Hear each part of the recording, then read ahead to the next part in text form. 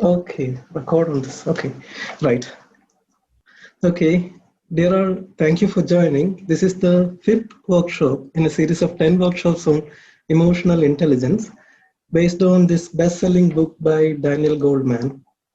I think most of us here would have gone through at least one or two of the previous segments, but still, in order to refresh our memory, let's go through what is the importance of emotional intelligence first.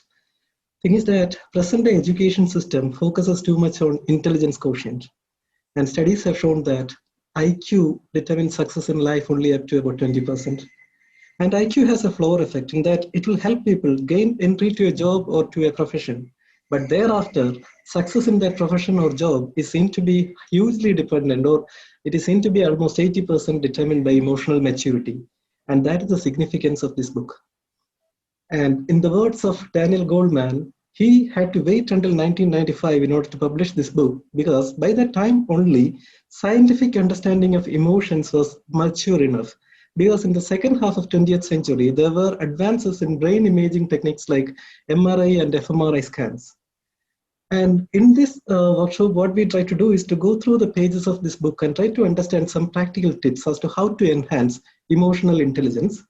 And we have seen that emotions are survival mechanism nature has given to animals. And we have discussed the mechanism of amygdala hijack. And we have gone through the history of IQ and emotional intelligence and seen that there are 5 domains of emotional intelligence, of which 3 we have covered in the last session. That is, first is emotional self-awareness, second is managing emotions, and third is self-motivation. And today we will be going through the next 2 in the domains of emotional intelligence. So today we will start with discussing the 4th domain of emotional intelligence, that is understanding emotions of others. In a single word, it is called empathy. Empathy, it is reflected in this quote. Always put yourself in others' shoes. If you feel that it hurts you, it probably hurts the other person too. Empathy can be so simply summarized that it is just like experiencing the emotion of the other person. Even though it can be expressed so simply, it is a very profound concept that has got huge consequences in various fields that we will see now. Yep. There are 2 ways in which we can understand the emotions of others. One is through sympathy and next is through empathy. What is the difference between these 2? In sympathy, we understand the other person's emotion, whereas in empathy, we experience it ourselves. There is a physiological element involved in empathy on top of sympathy. And recently, there has been a finding of mirror neurons as well. What happened is when monkeys, they were wired with probes into their brain, and their brain waves were observed. When a monkey is at rest, the brain is at rest. But when a monkey grabs something with its hand, certain parts of the brain were seen to light up. And the surprising finding was that even when the monkey was not doing by something, doing by itself, but when it was observing another human being grabbing an object with his hand, this same neurons lit up in the brain of the monkey. The monkey was not doing by anything by itself, but still the monkey was experiencing that activity by another human being. And this is called a mirror neuron. It is surmised that this mirror neuron has got huge significance, and that has got huge significance in learning, in imitation, even in our social interactions. This is a surmise as of now. It is not a proven in case of human beings, but it is assumed. And because of this reason, it is said that empathy is a given in biology. Because mirror neuron fires up even without doing anything. There are physiological reactions triggered in our physique. There is a very good example. When we see some person injured, we will wince. Physically in our body, there is no injury, but still there is a physiological reaction in our body. This is called motor mimicry, and this motor mimicry and mirror neurons, these are all considered to underlie empathy, and these make us capable of experiencing the emotions of others. And people who are high in empathy are seen to mimic, or their other physiological cues also are seen to change as they observe others. Highly empathetic people, when they are observing another person, even their heartbeat, even the time sweat breaks in their body, all those things are seen to synchronize with the person they are observing. And when there are that kind of physiological changes, those people are able to accurately experience as well as describe the emotions felt by another person. And therefore, those people are considered to be highly empathetic. What is the language of empathy, or what is the language of emotions? How can we understand the emotions of others? How many here agree with the statement 10% of conflicts is due to difference in opinion and 90% is due to wrong tone of voice? How many here agree? How many disagree? Is there any who disagrees with the statement? Looks like none. Yes. And 90% or more of emotional message is non-verbal. The language of reason and logic is words, but the language of emotions is non-verbal. It is through tone, it is through expression of irritation, it is through gestures. So the skill to read emotions that we are not taught in schools, it is all picked up tacitly. And people who are adept at reading others' emotions, they are found to be more popular, outgoing, and sensitive. And there is one thing to be understood. In order to understand the emotions of others, we need to first of all understand the emotions of ourselves. We need to be emotionally self-aware in order to be empathetic. And how to nurture this empathy? There is something called emotional attunement. Emotional attunement is like when a child laughs, if the mother laughs, if the mother acknowledges and reciprocates accordingly to the emotional state of that child, that if a child laughs, if the mother gives it a gentle hug and laughs herself, that is emotional attunement. It is more than mirroring. It is more than imitation. Attunement is called mirroring. It is more than imitation. Thing is that when a child cries, if the mother cries, it is just an imitation. But when a child cries, if the mother picks up that child, pats on its back and tries to calm it down, there the mother is engaging with the emotion of the child. And that is called attunement. When parents are attuned with their children, the emotional repertoire of the children enhance. Those children become more expressive of their emotions, and as adults, they are seen to be more adept at reading others' emotions. Whereas, if the parents are not attuned to the child, when a child laughs, if the parents ignore it, and if the child cries, if the parents are not at all responding to it in any way, in that cases, the children learn to suppress their emotions, and over time, they might even lose their capability to experience or express those emotions. And that has got a serious consequence.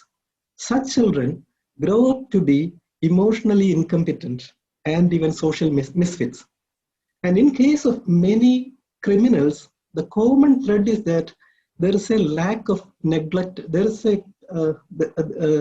is commonly neglected childhood, where emotional attunement and this kind of enriching nourishment that is unlikely to have happened. And that's a common theme that is seen across many criminals. That is the importance of attunement and nurturing of empathy in childhood. So, in order to enhance empathy in children as well as in adults, there is something called therapeutic attunement, where people, relatives, or counselors, they will enjoy and they will conduct therapy sessions involving attunement with that person in order to enhance their emotional self-awareness and capability to understand others' emotions. And the concept of empathy goes back very much in history. Even our religious text advocate empathy. This is said in Bible, do unto others as you would have them do unto you. And Mahatma Gandhi also stressed down the importance of empathy. He said, without empathy, there can be no genuine dialogue, and we as individuals and nations will remain isolated and alien, segregated and fragmented. In a place where there is no empathy, the gains will be win-lose gains. That for one person to succeed, other will necessarily have to fail. And that can very easily slip into a lose-lose game. Everybody will end up being failures. On the other hand, in a world that is empathetic, we will be more uh, attuned towards, or we will be aiming towards win-win solutions. That is the importance of empathy. And this empathy has got huge significance in philosophy and in legal fields as well. And empathy was so well captured by poet John Donne in this poem. He said, send not to know for whom the bell tolls, it tolls for thee, because each man's death diminishes me, for I am involved in mankind. This is a beautiful capture of the concept of empathy. What happens when people do not have empathy? This is an experience shared by a journalist who interviewed the culprits of the Nirbhaya incident. And she said, I had the long and shocking list of injuries the young woman had sustained read out to him. I tried really hard to reach for a glimmer of regret. There was none. Sociopaths, sociopathic criminals, they lack empathy. And it is found to be very, very difficult to transform sociopaths. And the only kind of intervention program that is seen to be at least partially effective starts with inducing empathy.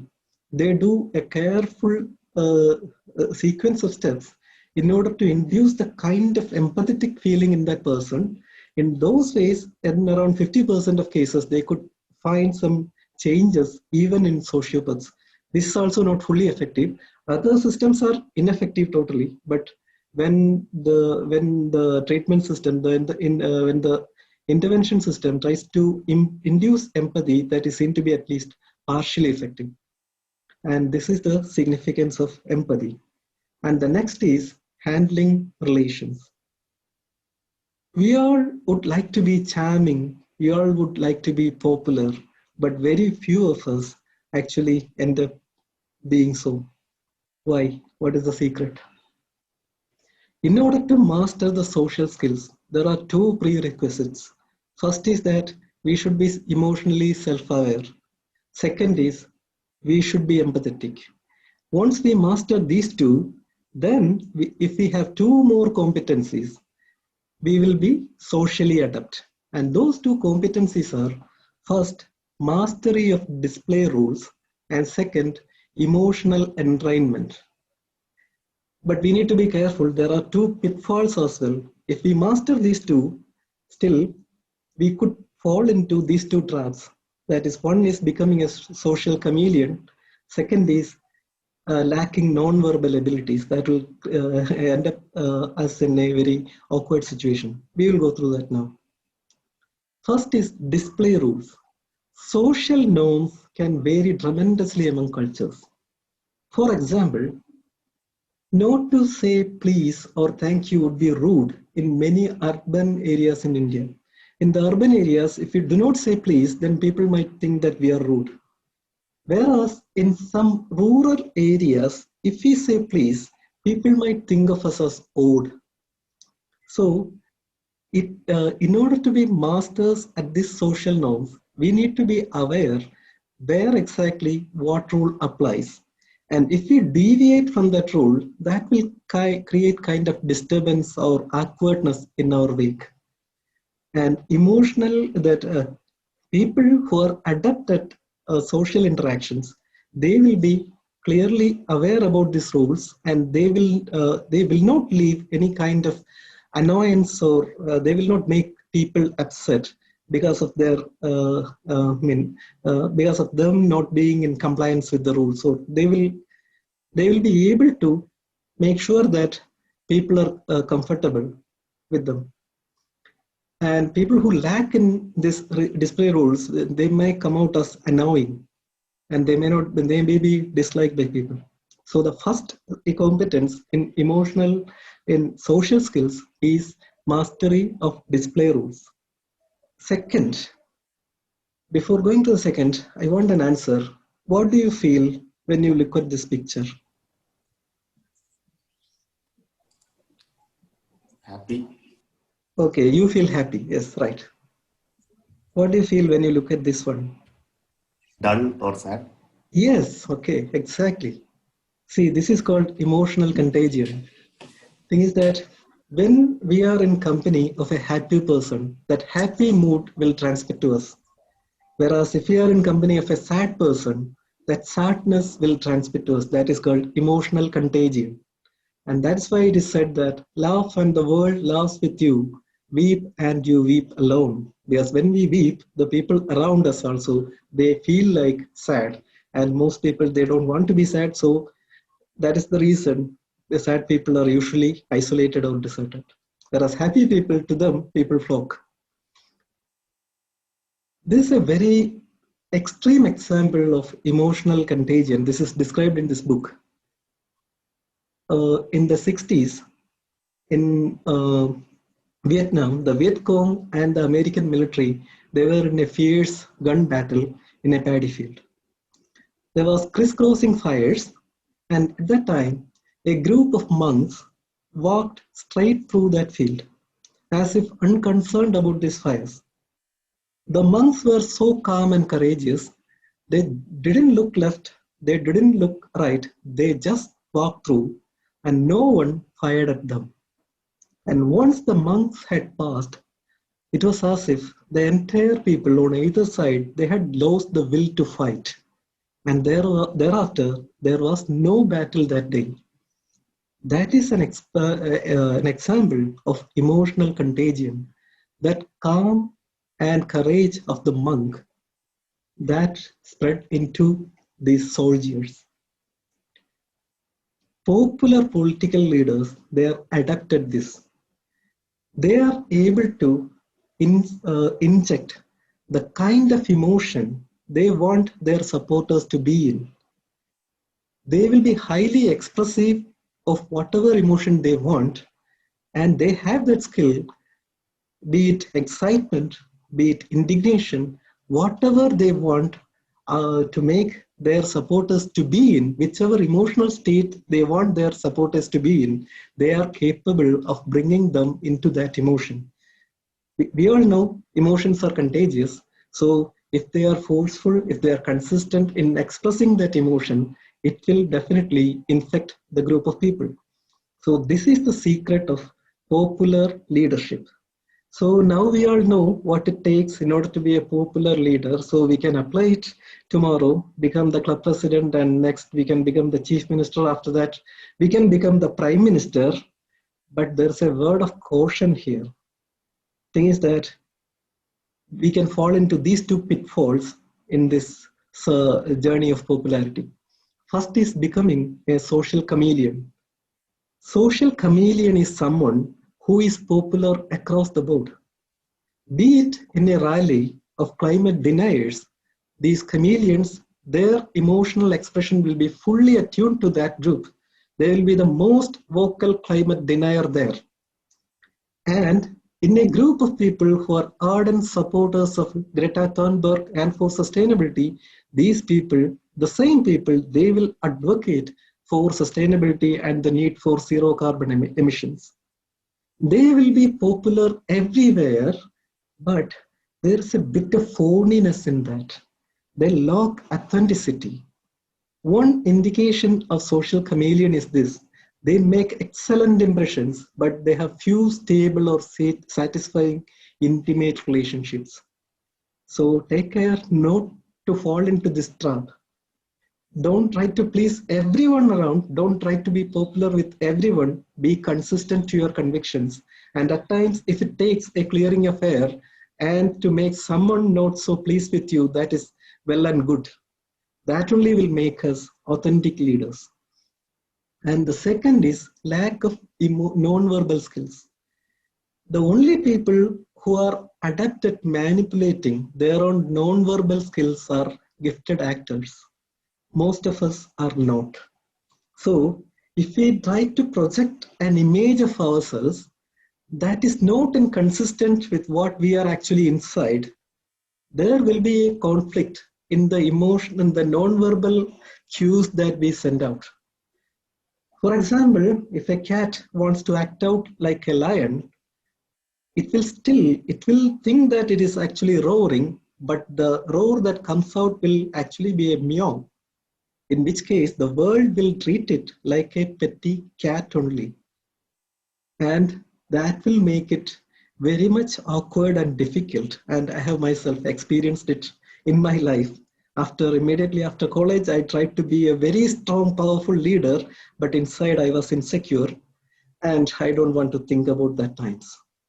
So be careful about it. So in case you feel that the world is not accepting you as the way you want, look at your non-verbal cues, and secondly, try to strengthen your inner image in tune with what you want to be perceived as. And another important skill in social intelligence is the ability to calm others. When a person is upset, if we can make them calm, that's a very high skill in socially competent people. And what is the secret there? There is no big thing. It is only for active listening. If we just listen, that can do wonders. People are capable of finding their own solutions by themselves. We don't need to counsel people. We don't need to offer solutions. If we just lend a patient ear and listen to them and make them vent out whatever that is there in their mind, that itself can do wonders. I have experienced it myself many times in my life. Once I was involved in a legal transaction and a person had to pay, he owed me about many lakhs of rupees, and there was some reason he was refusing to give, and we went for a settlement negotiation. There were relatives on either side, and we went there. He started speaking his side of the story, and my relatives started defending my side, and I asked all my relatives and my lawyer to keep quiet. I let him speak completely. Patiently I listened to him, and many of my relatives walked out of the room. I sat there, listened to him fully, and once he had finished, I just presented two questions that I wanted to ask. And I asked him, he didn't have an answer at that time.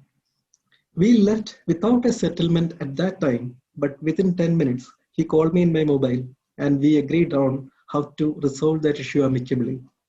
This has happened to me many times, just by listening to people, never trying to offer them solutions, just trying to understand. It is not to justify my position or just not to reach an agreement, never at all, just to hear them out. If we can lend a patient ear to people and make them speak whatever that is there in their mind fully, once they are fully vented, that person will transform. And this is a very wonderful skill and wonderful technique that can be applied. I recommend trying to do that, but the secret here is don't ever interject people in between, telling them, questioning their conviction. Don't ever do that. Whatever the misperception they have, let them vent it out and be there to listen. It is not, listening doesn't mean that we are agreeing with what they are saying. The only purpose of this thing is just to listen and understand, that's all. And it is a very powerful skill that we can use in life as well. For me, it has resolved many difficult situations in life. With that, we have come to the end of the material today, and that is the 5th session. And in the next session, we will go to how to preserve relationships. That will be in the 6th session.